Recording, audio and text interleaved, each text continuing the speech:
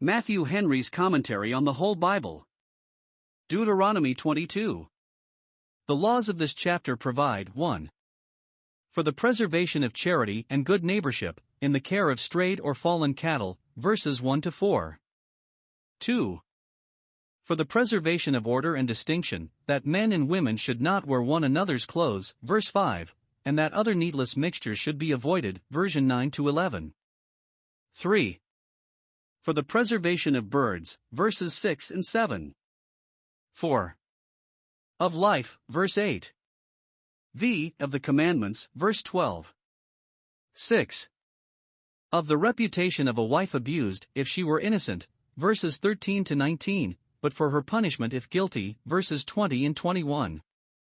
7. For the preservation of the chastity of wives, verse 22. Virgins betrothed, verses 23 to 27, or not betrothed, verses 28 and 29. And, lastly, against incest, verse 30. Kindness and humanity, 1451 BC. 1. Thou shalt not see thy brother's ox or his sheep go astray, and hide thyself from them. Thou shalt in any case bring them again unto thy brother. 2. And if thy brother be not nigh unto thee, or if thou know him not, then thou shalt bring it unto thine own house, and it shall be with thee until thy brother seek after it, and thou shalt restore it to him again. 3. In like manner shalt thou do with his ass, and so shalt thou do with his raiment, and with all lost thing of thy brother's, which he hath lost, and thou hast found, shalt thou do likewise. Thou mayest not hide thyself. For thou shalt not see thy brother's ass or his ox fall down by the way, and hide thyself from them. Thou shalt surely help him to lift them up again. The kindness that was commanded to be shown in reference to an enemy, Exodus 33 verse 4, etc., is here required to be much more done for a neighbor, though he were not an Israelite, for the law is consonant to natural equity. 1. That strayed cattle should be brought back, either to the owner, or to the pasture out of which they had gone astray, verse 1 and 2. This must be done in pity to the very cattle which, while they wandered, were exposed, and in civility and respect to the owner, nay, and in justice to him, for it was doing as we would be done by, which is one of the fundamental laws of equity. Note, religion teaches us to be neighborly, and to be ready to do all good offices, as we have opportunity, to all men. In doing this, 1. They must not mind trouble, but, if they knew who the owner was, must take it back themselves, for, if they should only send notice to the owner to come and look after it himself, some mischief might befall it ere he could reach it. 2. They must not mind expense, but, if they knew not who the owner was, must take it home and feed it till the owner was found. If such care must be taken of a neighbor's ox or ass going astray, much more of himself going astray from God in his duty, we should do our utmost to convert him, James 5 verse 19, and restore him, considering ourselves, Galatians 6 verse 1. 2. That lost goods should be brought to the owner, verse 3. The Jews say, he that found the lost goods was to give public notice of them by the common crier 3 or 4 times, according to the usage with us. If the owner could not be found, he that found the goods might convert them to his own use, but say some learned writers in this case, he would do very well to give the value of the goods to the poor. 3. That cattle in distress should be helped, verse 4.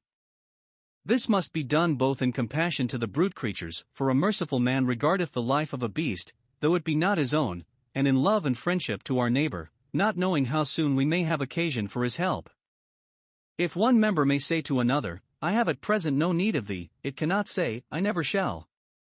Various prohibitions, 1451 BC.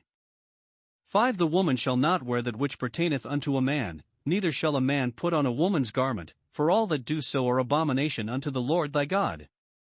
6. If a bird's nest chance to be before thee in the way in any tree, or on the ground, whether they be young ones, or eggs, and the dam sitting upon the young, or upon the eggs, thou shalt not take the dam with the young. 7. But thou shalt in any wise let the dam go, and take the young to thee, that it may be well with thee, and that thou mayest prolong thy days. 8. When thou buildest a new house, then thou shalt make a battlement for thy roof, that thou bring not blood upon thine house, if any man fall from thence. 9. Thou shalt not sow thy vineyard with divers seeds, lest the fruit of thy seed which thou hast sown, and the fruit of thy vineyard, be defiled. 10. Thou shalt not plow with an ox and an ass together. 11 Thou shalt not wear a garment of divers sorts, as of woolen and linen together. 12 Thou shalt make thee fringes upon the four quarters of thy vesture, wherewith thou coverest thyself. Here are several laws in these verses which seem to stoop very low, and to take cognizance of things mean in minute. Men's laws commonly do not so, de minimis non curat lex. The law takes no cognizance of little things, but because God's providence extends itself to the smallest affairs, his precepts do so, that even in them we may be in the fear of the Lord, as we are under his eye and care. And yet the significancy and tendency of these statutes, which seem little, are such that, notwithstanding their minuteness, being found among the things of God's law, which he has written to us, they are to be accounted great things.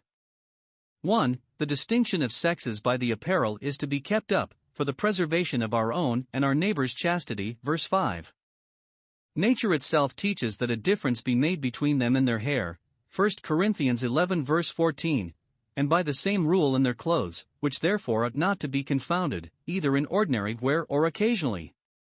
To befriend a lawful escape or concealment it may be done, but whether for sport or in the acting of plays is justly questionable. 1. Some think it refers to the idolatrous custom of the Gentiles. In the worship of Venus, women appeared in armor, and men in women's clothes. This, as other such superstitious usages, is here said to be an abomination to the Lord. 2. It forbids the confounding of the dispositions and affairs of the sexes. Men must not be effeminate, nor do the women's work in the house, nor must women be viragos, pretend to teach, or usurp authority. 1 Timothy 2 verses 11 and 12. Probably this confounding of garments had been used to gain opportunity of committing uncleanness, and is therefore forbidden, for those that would be kept from sin must keep themselves from all occasions of it, and approaches to it. 2. In taking a bird's nest, the dam must be let go, verses 6 and 7. The Jews say, this is the least of all the commandments of the law of Moses, and yet the same promise is here made to the observance of it that is made to the keeping of the fifth commandment, which is one of the greatest, that it may be well with thee, and that thou mayest prolong thy days. For, as disobedience in a small matter shows a very great contempt of the law, so obedience in a small matter shows a very great regard to it. He that let go a bird out of his hand, which was worth two in the bush, purely because God bade him, in that made it to appear that he esteemed all God's precepts concerning all things to be right, and that he could deny himself rather than sin against God. But doth God take care for birds? 1 Corinthians 9 verse 9. Yes, certainly, and perhaps to this law our Savior alludes. Luke 12 verse 6, Are not 5 sparrows sold for 2 farthings, and not one of them is forgotten before God? This law 1. Forbids us to be cruel to the brute creatures, or to take a pleasure in destroying them. Though God has made us wiser than the fowls of heaven, and given us dominion over them, yet we must not abuse them nor rule them with rigor. Let go the dam to breed again, destroy it not, for a blessing is in it. Isaiah 65 verse 8. 2. It teaches us compassion to those of our own kind, and to abhor the thought of everything that looks barbarous, and cruel, and ill-natured, especially towards those of the weaker and tender sex, which always ought to be treated with the utmost respect, in consideration of the sorrows wherein they bring forth children. It is spoken of as an instance of the most inhuman cruelty that the mother was dashed to pieces upon her children, Hosea 10 verse 14, and that the women with child were ripped open, Amos 1 verse 13. 3. It further intimates that we must not take advantage against any, from their natural affection, and the tenderness of their disposition, to do them an injury. The dam could not have been taken if her concern for her eggs or young, unlike to the ostrich, had not detained her upon the next when otherwise she could easily have secured herself by flight. Now, since it is 1,000 pities that she should fare the worse for that which is her praise, the law takes care that she shall be let go.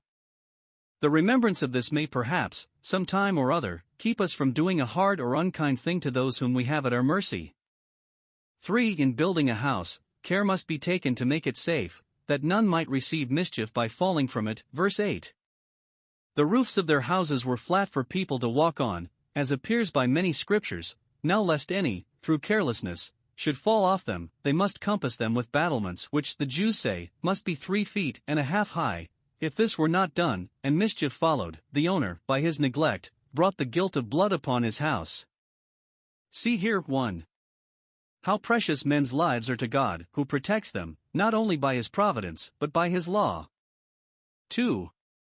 How precious, therefore, they ought to be to us, and what care we should take to prevent hurt from coming to any person. The Jews say that by the equity of this law they were obliged, and so are we too, to fence, or remove, everything by which life may be endangered, as to cover drawells, keep bridges in repair, and the like, lest, if any perish through our omission, their blood be required at our hand. For, odd mixtures are here forbidden, verses 9 and 10. Much of this we met with before, Leviticus 19 verse 19. There appears not anything at all of moral evil in these things, and therefore we now make no conscience of sowing wheat and rye together, plowing with horses and oxen together, and of wearing linsey-woolsey garments, but hereby is forbidden either, 1. A conformity to some idolatrous customs of the heathen. Or 2. That which is contrary to the plainness and purity of an Israelite. They must not gratify their own vanity and curiosity by putting those things together which the Creator in infinite wisdom had made asunder. They must not be unequally yoked with unbelievers, nor mingle themselves with the unclean, as an ox with an ass.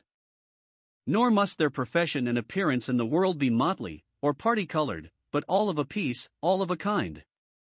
5. The law concerning fringes upon their garments, and memorandums of the commandments, which we had before, Numbers 15 verses 38 and 39, is here repeated, verse 12.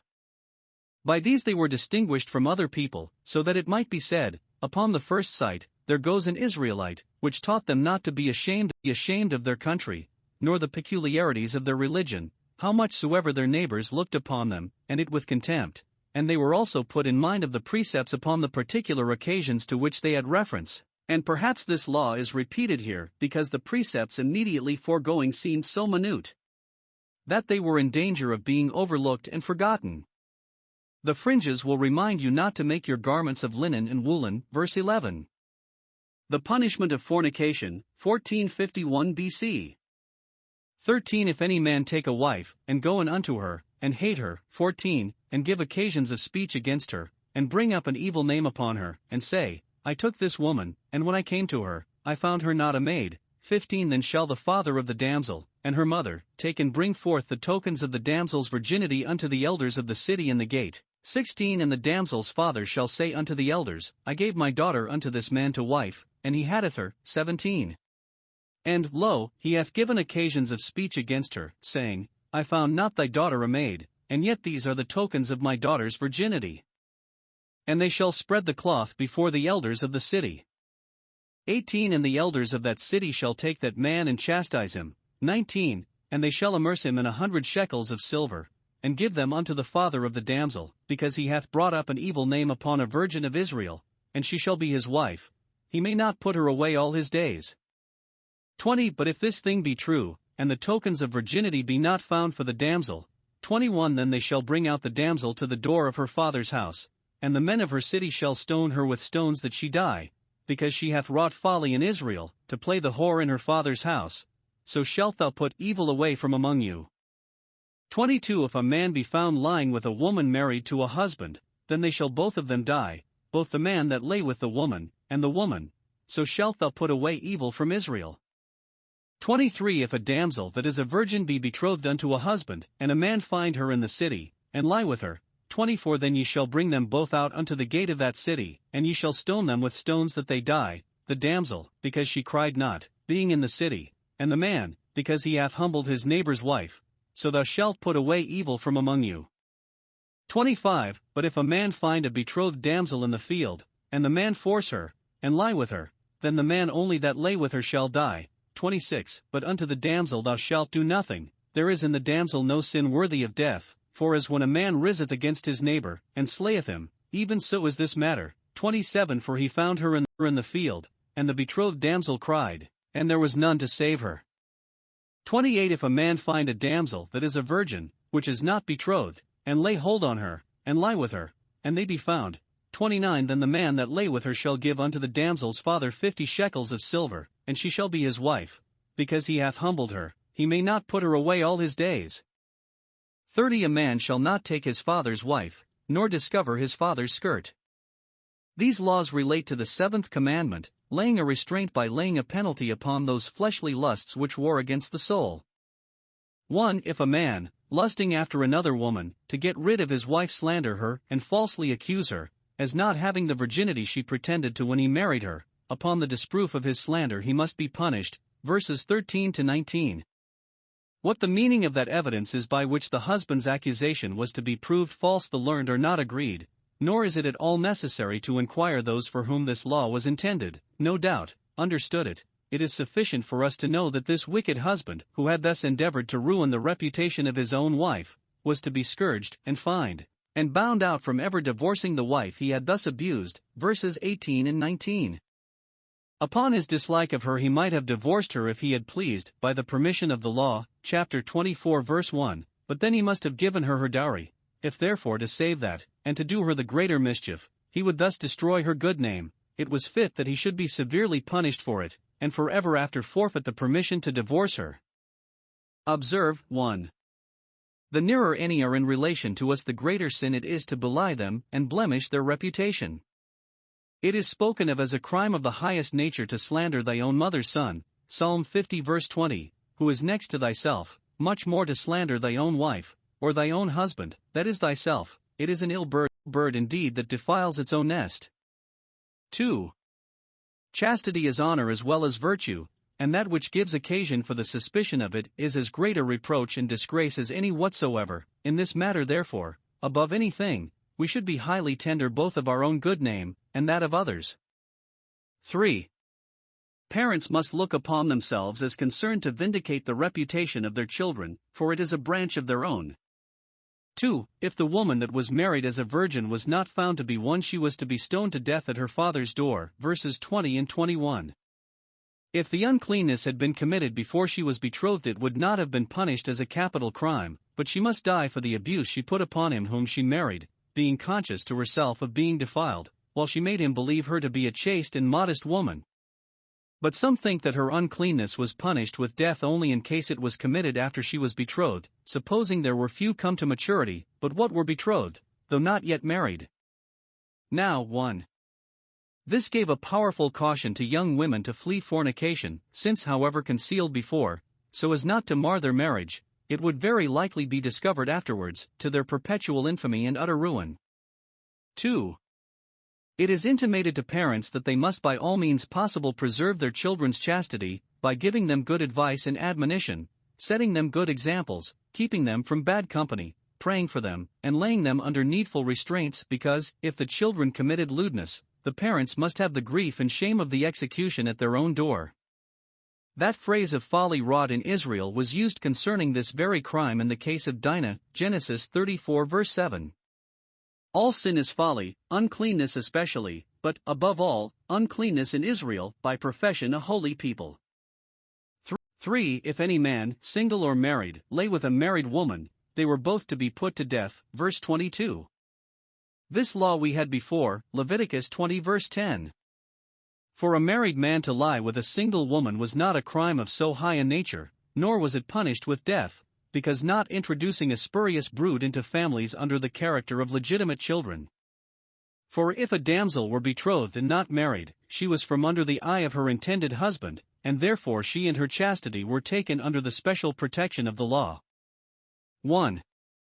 If her chastity were violated by her own consent, she was to be put to death, and her adulterer with her, verses 23 and 24. And it shall be presumed that she consented if it were done in the city, or in any place where, had she cried out, help might speedily have come in to prevent the injury offered her. Kataset, Khan's entire videtter silence implies consent. Note, it may be presumed that those willingly yield to a temptation, whatever they pretend, who will not use the means and helps they might be furnished with to avoid and overcome it. Nay, her being found in the city, a place of company and diversion, when she should have kept under the protection of her father's house, was an evidence against her that she had not that dread of the sin and the danger of it which became a modest woman. Note, those that needlessly expose themselves to temptation justly suffer for the same, if, ere they are aware, they be surprised and caught by it. Dinah lost her honor to gratify her curiosity with a sight of the daughters of the land. By this law the Virgin Mary was in danger of being made a public example, that is, of being stoned to death, but that God, by an angel, cleared the matter to Joseph. 2. If she were forced, and never consented, he that committed the rape was to be put to death, but the damsel was to be acquitted. Verses 24 to 27. Now if it were done in the field, out of the hearing of neighbors, it shall be presumed that she cried out, but there was none to save her, and, besides, her going into the field, a place of solitude, did not so much expose her. Now by this law it is intimated to us, 1. That we shall suffer only for the wickedness we do, not for that which is done to us. That is no sin which has not more or less of the will in it. 2. That we must presume the best concerning all persons, unless the contrary do appear. Not only charity, but equity teaches us to do so. Though none heard her cry, yet, because none could hear it if she did, it shall be taken for granted that she did.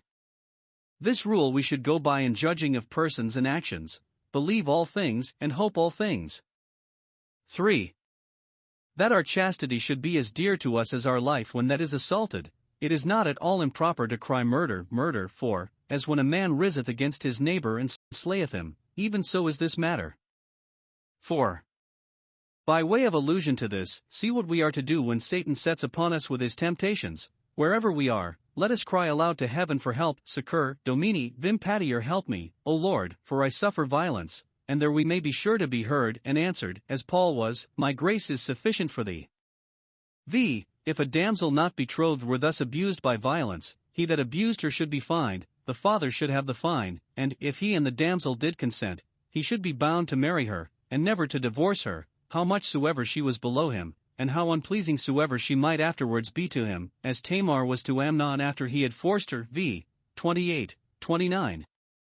This was to deter men from such vicious practices, which it is a shame that we are necessitated to read and write of. 6. The law against a man's marrying his father's widow, or having any undue familiarity with his father's wife, is here repeated, verse 30, from Leviticus 18 verse 8. And, probably, it is intended, as Bishop Patrick notes, for a short memorandum to them carefully to observe all the laws there made against incestuous marriages, that being specified which is the most detestable of all, it is that of which the Apostle says, it is not so much as named among the Gentiles, 1 Corinthians 5 verse 1.